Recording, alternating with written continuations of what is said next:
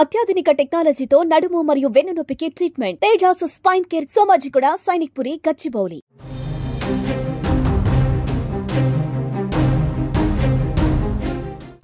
వివాహేతర సంబంధానికి అడ్డుగా ఉన్నాడని భర్తను చంపిన భార్య, ప్రియుడితో చేతులు కలిపి మొగుణ్ణి హత్య చేస్తున్న ఇల్లాలు. ఇవే మనం రోజు వింటున్న వార్తలు, కథనాలు. ఇలా ఒకదాని తర్వాత ఒకటి వరుసపెట్టి ఇలాంటి దారుణాలు చోటు చేసుకుంటూ ఉండటం ఆందోళన కలిగిస్తోంది. ఇవన్నీ మరొక ముందే తాజాగా ఓ మహిళ కట్టుకున్న మొగుణ్ణి అతి కిరాతకంగా హత్య చేసింది. ఎస్, ప్రియుడిపై మోజుతో కరెంటు వైర్ను గొంతుకు బిగించి భర్త ప్రాణాలు తీసింది. ఏపీలో చోటు చేసుకున్న ఈ ఘటన స్థానికంగా సంచలనంగా మారుతోంది. మరి దీనికి సంబంధించిన పూర్తి డీటెయిల్స్ అయితే తెలుసుకునే ప్రయత్నం చేద్దాము. పూర్తి డీటెయిల్స్ అందించడానికి ప్రేమ్ లైవ్ లో జాయిన్ అవుతున్నారు. ప్రేమ్, నెల్లూరులో ఒక భార్య ప్రియుడి మీద మోజుతోని కట్టుకున్న భర్తనే కడతేర్చినట్టుగా కనిపిస్తోంది. మరి ఈ ఘటనకి సంబంధించిన పూర్తి డీటెయిల్స్ ఎలా ఉన్నాయి? రైట్ సిరి, ప్రస్తుతం మనం ప్రతిరోజు కూడా ఇలాంటి సంఘటనలు వింటున్నాం. ప్రజలకు ఉపయోగకరమైన అంశాలు వార్తా ఛానళ్ల ద్వారా ఇవ్వడం కంటే ఇలాంటి ఘటనలు విచ్చలవిడిగా అవ్వటం వల్ల వీటిని ఇలాంటి వాటిని నియంత్రించేందుకు ఇలాంటి సంస్థలను కూడా పనిచేస్తున్నప్పటికీ కూడా ఎలాంటి ఫలితం లేకుండా పోతుంది.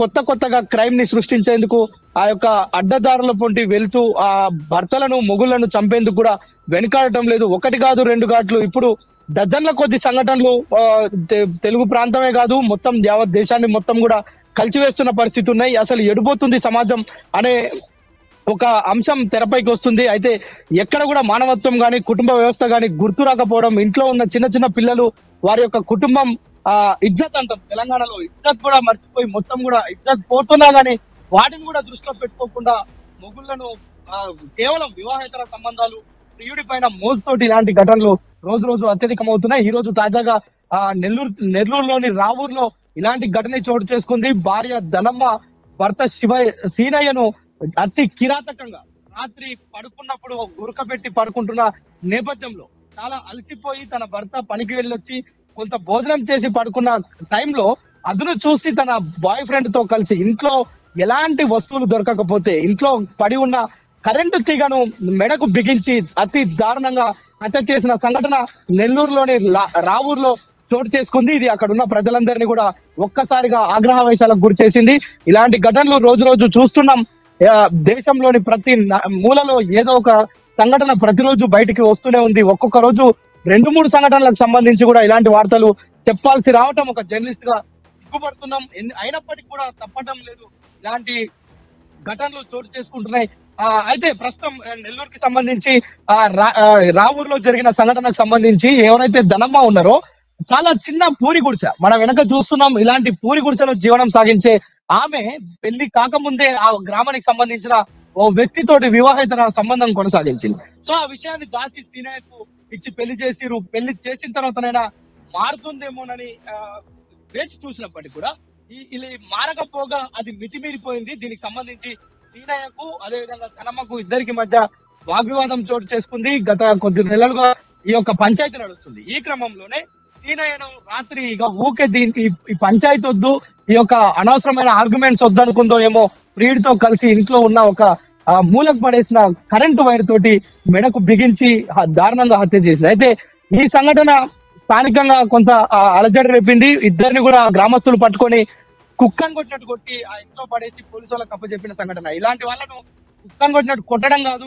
నరికి చంపిన పాపం లేదని చెప్పి అక్కడ ఉన్న వారంతా కూడా మాట్లాడుకుంటున్నారు. ఇలాంటి సంఘటనలు సమాజంలో రేపటి తరానికి ఏం సందేశం ఇస్తాను? అసలు ఇలాంటి సందేశం కాదు కదా. పిల్లల్లో ఎవరైతే ఈ కుటుంబాల్లో భర్తను చంపడం లేదంటే భార్యను చంపడం ఇలాంటి సంఘటనలో చిన్నపిల్లలు ఎవరైతే ఉంటారో వారు చాలా విద్వేషపూరితంగా పెరుగుతుంటారు. ఎందుకంటే తన తండ్రి లేకుండా చేసింది తల్లి అనేది చిన్నప్పటి నుంచి ఆ పిల్లల్లో ఆ విషాన్ని నింపుతుంది.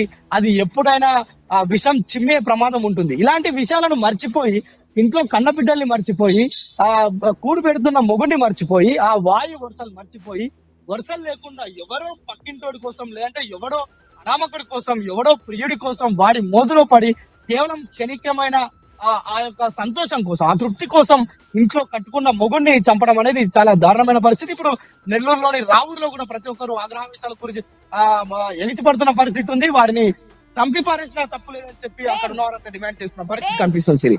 ప్రేమ్, అక్కడ మనం విజువల్స్ లో చూస్తే గనక అక్కడ స్థానికులు నిజంగా ఆగ్రహ ఆవేశాలతో ఊగిపోతూ కనిపిస్తున్నారు. మరి ఇటు స్థానికులు కావచ్చు, లేకపోతే ఇటు సీనయ్యకు సంబంధించిన కుటుంబ సభ్యులు కావచ్చు, అసలు ఏమంటున్నారు వాళ్ళకి ఎలాంటి న్యాయం కావాలంటున్నారు? ఏమైనా సమాచారం అందుతుందా? మనము ఇలాంటి సంఘటనలు చూస్తున్నాం సిరి. ఈ యొక్క నెల్లూరు ఘటనే కాదు, మనము ఈ మొత్తం మేఘాలయ హనీమూన్ ఏదైతే ఇన్సిడెంట్ ఉందో, సెల్ఫీ దిగుదామని మొగుడిని ఆ కాలువలో పడేసిన సంఘటన ఉందో, లేదంటే ఆ ట్రిప్ కు వెళ్దామని చెప్పి భర్తను హత్య చేసిన సంఘటన ఏదైతే ఉందో, ఇలాంటి ఈ ఘటనలు అన్నింటిలో కూడా ఎవరు కూడా తప్పునో లేదంటే ఇంకొక పరిహారమో అడగట్లేదు. ఏ విధంగా అయితే తమ కుమారుని కోల్పోయారో, లేదంటే తమ భర్తను కోల్పోయారో, లేదంటే ఆ కుటుంబానికి ఒక ఆదాయ వనరుగా ఉన్న వ్యక్తి చనిపోయాడో, అలాగే ఆ హత్యకు కారణమైన వారిని కూడా హత్య చేయాలి, లేదంటే చంపిపారేయాలి, ఎన్కౌంటర్ చేయాలనే డిమాండ్లే వినిపిస్తున్నాయి తప్ప ఇంకా వేరే. ఎందుకంటే ఇటు తండ్రి చనిపోయి లేదంటే తల్లి జైలుకు వెళ్లి ఆ పిల్లలు అనాథలుగా మారుతున్న పరిస్థితి. సో ఎట్లాగూ జైలుకు వెళ్లి అక్కడ ప్రభుత్వ ధనానికి నష్టం ఎందుకు, వాళ్ళని కూడా ఎన్కౌంటర్ చేయండి అని చెప్పి డిమాండ్ చేస్తున్న పరిస్థితి మాత్రమే మనకి సంఘటనలు అన్నింటిలో కూడా వస్తున్నాయి. ఎక్కడ కూడా ఇతరపరమైన డిమాండ్లు ఎక్కడ కూడా రావట్లేదు. ఎలా అయితే చంపారో ఆ సదరు వ్యక్తిని, ఆపోజిట్ గా ఎవరైతే నిందితులు ఉన్నారో వాళ్ళని కూడా అదే విధంగా అతి కిరాతకంగా చంపాలనే డిమాండ్ మాత్రమే ఇప్పుడు నెల్లూరులోని రావూరులో కూడా కనిపిస్తుంది సిరి. ఘటనకి సంబంధించి అక్కడ అంటే ఏదైతే సీనయ్యని చంపేశారో, ఆ చంపేసిన తర్వాత స్థానికులు అక్కడ ఆగ్రహ ఆవేశాలతో ఊగిపోతూ వాళ్ళిద్దరిని, ప్రియుడిని అలాగే దానమ్మని ఇద్దరిని కూడా అక్కడ చితక బాది మరి అక్కడ ఉన్న దగ్గరలో ఉన్న పోలీస్ స్టేషన్ కి వాళ్ళే వెళ్ళి అప్పగించినట్లుగా తెలుస్తోంది.